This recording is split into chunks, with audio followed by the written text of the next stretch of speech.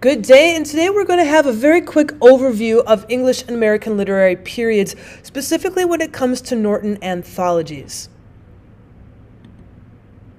So when we look at what is in the English literary periods or what is in the American literary periods, we're going to look very quickly at the historical time period so you can get a sense of when the literature in each literary period is happening. So when we look at the periodization of English literature, and this is specifically for Norton Anthology, but most other anthologies follow within the yearly ranges. When you start looking at English literature, you're going to start with the ideal of the Middle Ages, so before that period of time up to about 1485. Then you get into the 16th century, which is 1485 to about 1603. And then right around the turn of that is the 17th century, 1603 to 1660. And as long as you're in the 17th century, you're also going to see the Restoration in England, and you're going to begin the 18th century. So you have 1660 to 1798. This is also the time period when American literature would then start picking up. So you're going to be seeing both the English literature and the American literature periods being called the Romantic period. And this is around 1798 to about 1832. Shortly after that is the Victorian age, named after Queen Victoria of England, but American literature also picks up that age as well. And that's around 1832 to 1901. And then you have the 20th century literature, which is from 1901 to about the present time. And a lot of times in anthologies, you'll see them break them up into the modern and the postmodern periods right around the time of World War II. So the modern period, about 1914 to 1945, and then post-World War II period, 1945 to the end of the 20th century.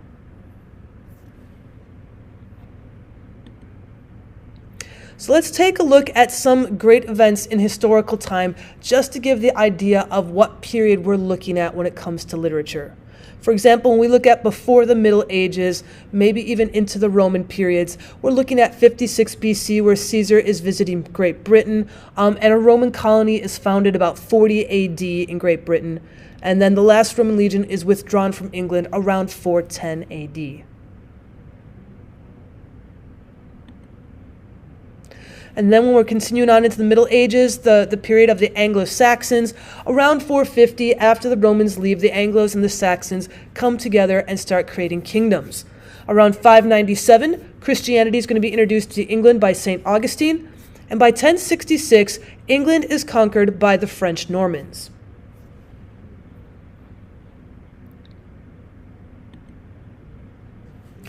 But by 1200, we start seeing the beginnings of Middle English literature.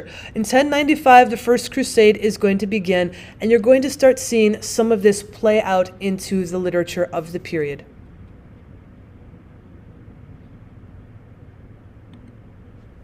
And at the very end of the late Middle Ages, you start seeing Geoffrey Chaucer beginning to write the Canterbury Tales, and the first book in English is printed by Caxton.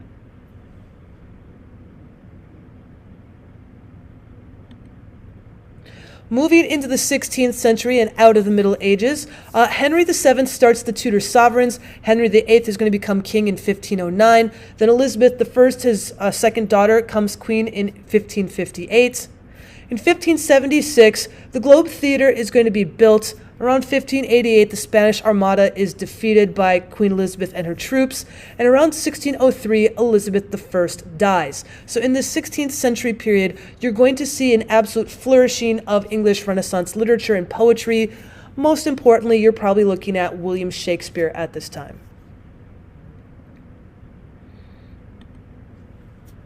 Then we move into the 17th century.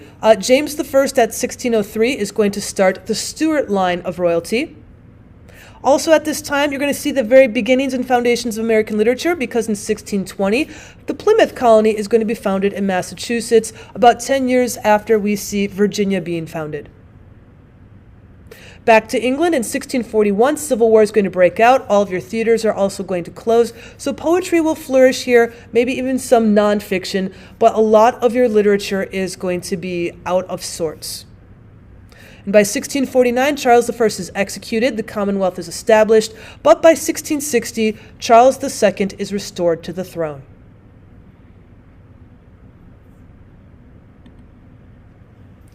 Now, after the Restoration, we renamed the period of the Restoration and the 18th century. Now, at this time in England, Charles II is restored to the throne in 1660, and we have the Glorious Revolution in about 1668.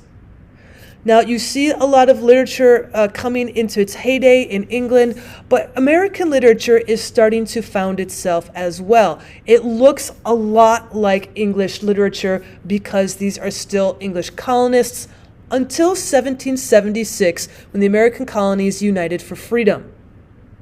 And by 1789, the French Revolution is also beginning, which is going to affect the literary period.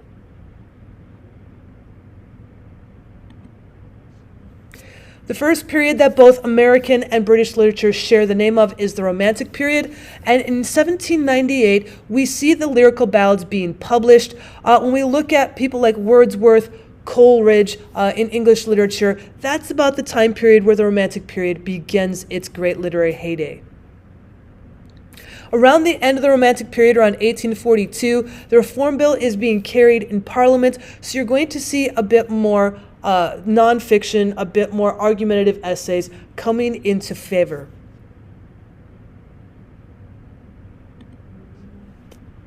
Around this same period in time, around the 1830s to 1840s, we start moving into the Victorian age of literature, and that's because in 1837, Queen Victoria comes to the throne. And by 1851, her husband Albert makes the Great Exhibition in London. Another flourishing or renaissance of art and literature happens at this time period. Also around this time period, around the 1850s, American literature starts coming into its heyday, and you start seeing American literature looking different from its European counterparts. In 1859, back to England, Charles Darwin's Origin of Species is published, and in 1901, Queen Victoria dies. Moving into the 20th century, when we first look at the modern period around 1914 to 1945, we take that 1914 period because that's around the time that World War I begins. But we also see shortly after World War I this flourishing of literature, especially when it comes to novels. And we're going to see in 1922 T.S. Eliot's The Wasteland and James Joyce's Ulysses coming into being. So we're not just looking at British authors, we're looking at United Kingdom authors here. Around 1930, the period of depression begins for England, for the United States, for about the whole entire world. But by 1939, World War II has broken out in earnest, and it's going to go until 1945, the end of our modern period of literature.